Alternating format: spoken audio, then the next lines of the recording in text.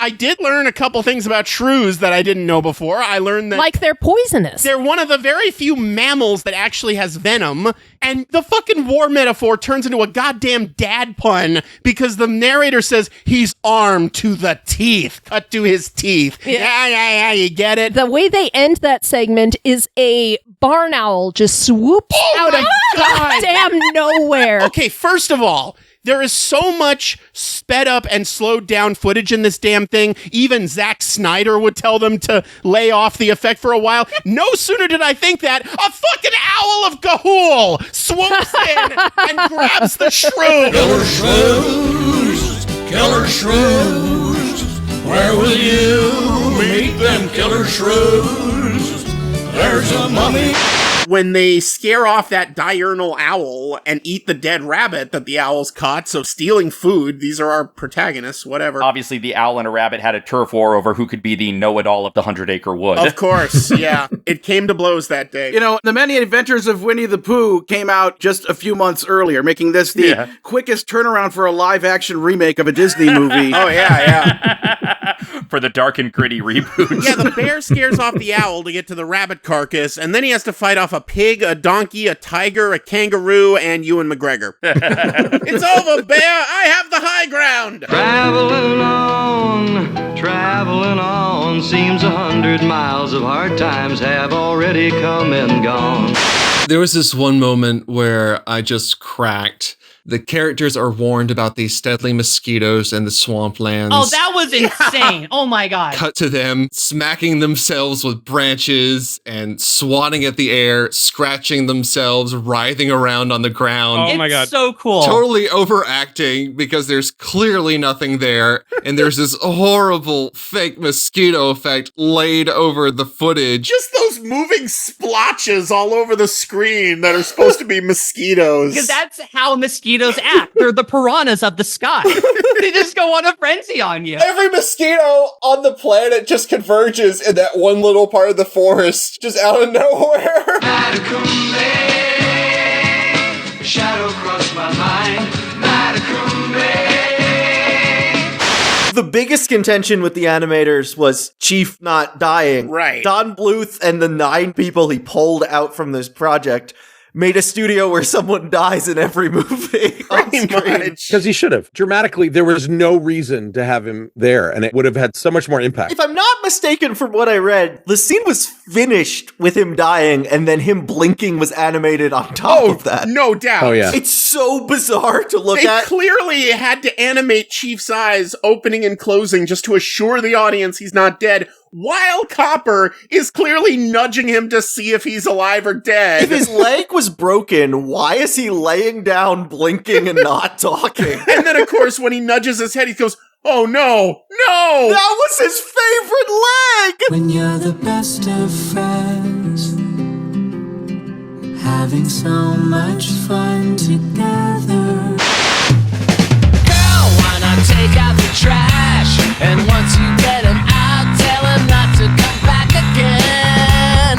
Girl, put that cat in the bin. We mentioned Leona, Cascade's wife. Daughter, I'm pretty sure. Oh, daughter? Okay. Yeah. The ghost of the wife he had when he was much younger. I could be wrong, but yeah. She's this possible ghost woman who's just there in a bunch of scenes and doesn't really say or do anything except occasionally serve the men soup. She's just going through the motions of what she did when she was alive.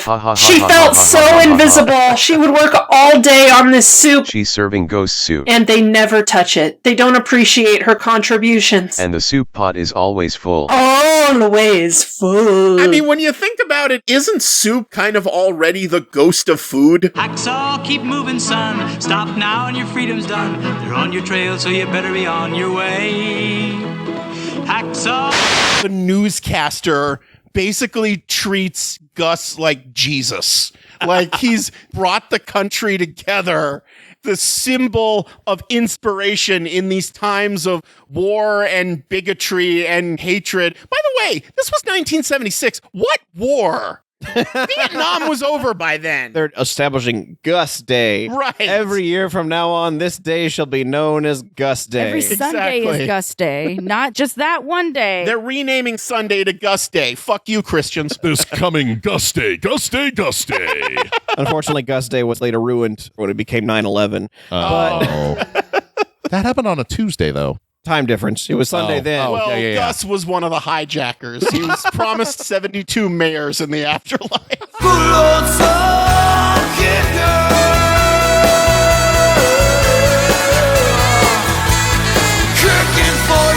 This has some of the most gorgeous, mouth-watering shots of food I've ever seen. It's the romantic quality of food. I'm not sure I've ever even seen a food commercial that looked as good as It's this. shot like a Tuscan morning. If you're gonna watch this, have some very delicious food at the ready, preferably Chinese food, because that is pretty much what you'll be hungry for. Oh, yeah. Chinese show has Chinese food in it. Who'da thunk? Could you imagine if she just whipped out like a burger, though? Your Majesty, I have something new for you. A taco. A quarter pounder. This is a rare foreign delicacy called mac and cheese. Spaghetti and meatball. These are called chicken fingers. I didn't even know they had fingers.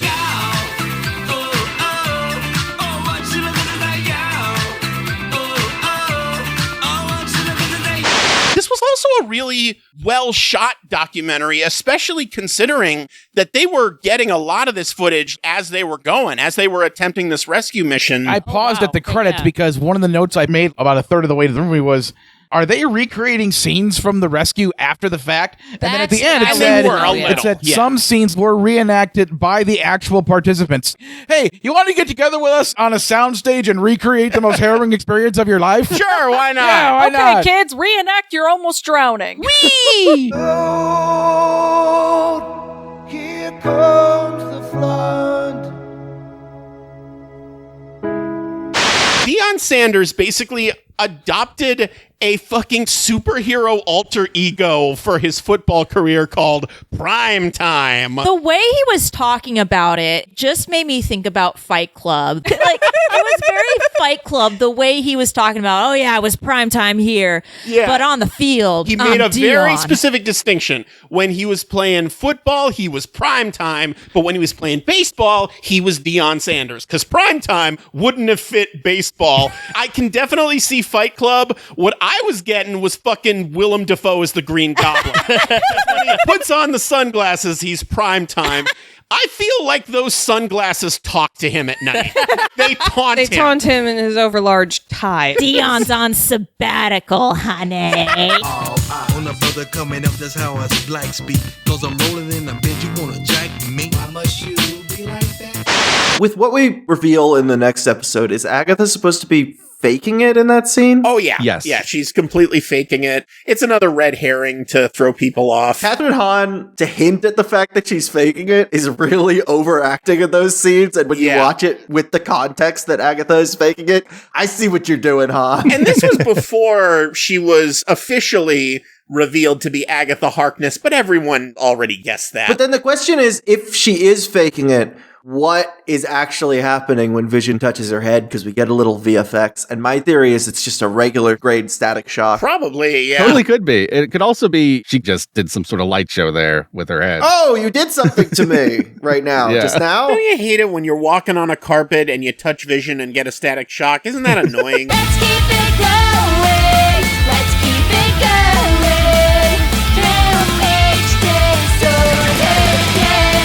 The sleigh crash of 64. What Yeah. the fuck happened Yeah, there? this is a connected universe in this thing. Because in both this short and a later short, at Santa's workshop, they mention the sleigh crash of 64, which is some big traumatic 9/11 event, I guess, in this universe. I gotta know, is that rooted in reality? Was there something that happened Christmas 1964 to Disney? That was the year they released Mary Poppins, so that was a really good year for Disney. So that's what happened. The sleigh collided with Mary Poppins and all hell broke loose. Oh my god, you're right. The sleigh crashed into Mary Poppins. Figured it out, boys. She got taken out. This sky ain't big enough for the both of us. Some poor family got her severed head falling down the chimney. Oh no. And then Bert had to clean it. Another holiday, wrapping hopes and dreams just kept thinking of Joker jokes to make about Heath Ledger. Same. The scars were just paintball paint. That's how he got those scars. I knew the drunk dad story was bullshit. Furthermore, we find out that before dating Heath Ledger, Kat had a picture of Jared Leto, so her type is future Jokers. Well, they're trying to figure out what they can do to get her attracted to Heath Ledger. So the answer is, oh, she's only into shitty Jokers. Okay. So she's got half a crush on Joaquin Phoenix. Fine. Which is why he impresses her by dancing down the stadium stairs. Oh my God, you're right. Yeah. You're fucking right. I love you, baby. And if it's quite alright, I need you, baby, to warm the lonely night. When they first hear the Viceroy is coming and Monasterio is frustrated because, and I quote, my political enemies are spreading lies about me, Diego just says, now what possible lies could they spread about you? In those last moments, Diego's like, well, if the jig really is up, I'm not going to confirm that I'm Zorro, but I'm going to stop playing nice. The bad guy wants to make it look like all the citizens are happy, there's no crime whatsoever, the tariffs are going great. So he empties the prisons, which I'm sure will not come back to bite him in the ass whatsoever. Wait, the Viceroy's coming. Quick, we gotta be socialist real fast. Get everyone out of prison, give them free booze. Real quick, we gotta make people happy. We gotta eat the rich before mom comes home. The fox so cunning and free. Zorro. We should talk at least a little about the song You're 16. I did not even know that they wrote it. Yeah, Oh my God, they that song did. is so creepy. I mean, the most charitable interpretation is, well, the singer never reveals how old he is, so maybe he's 16 too, but there's at least two problems with that. First off, if he's 16 too, why is he fixating on her age? And second off, when Johnny Burnett recorded the original, he was 26, and when Ringo recorded it, he was 33. By default, you just think about the age of the singer. Now I'm picturing Ringo Starr in a few years in a wheelchair, croaking into a microphone. You're 16. Go back to the one about the octopus, please. There's a great, big, beautiful tomorrow shining at the end of every day. When I got a little bored later in the runtime, I looked up movies that are shorter than this that I know are notoriously long. Avengers Endgame, 3 hours, 2 minutes. The Lord of the Rings, Return of the King, theatrical cut, 3 hours, 21 minutes. Titanic, 3 hours and 15 minutes. The Irishman, 3 hours, 29 minutes. So just 1 minute shorter. You should watch The Irishman and this At on the same two time. screens together, like Marty McFly Jr. Watch 75-year-old de-aged De Niro pretend to beat the shit out of that deli owner while his daughter watches horrified right in the middle of You Belong to Me.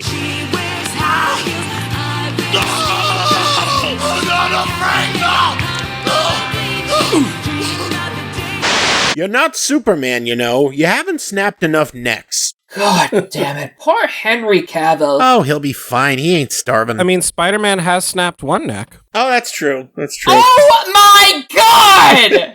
Too soon! I mean, when Spider-Man is faced with that literal trolley problem of save the trolley full of kids or save MJ, MJ will be fine. Spider-Man girlfriends drop like flies all the time. They're used to it. Oh, I'm feeding on Agatha's rage. I'm feeding on Agatha's rage.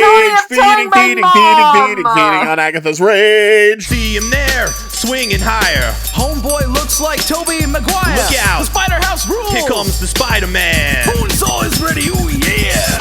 I was surprised how not gory they could get with the scene, but actually show the weasels fucking dying. Oh, yeah. They're floating to heaven. It's beautiful. Apparently God hates toons because the toons who are going around fucking up things for the toons get to go to heaven? Yeah. Okay.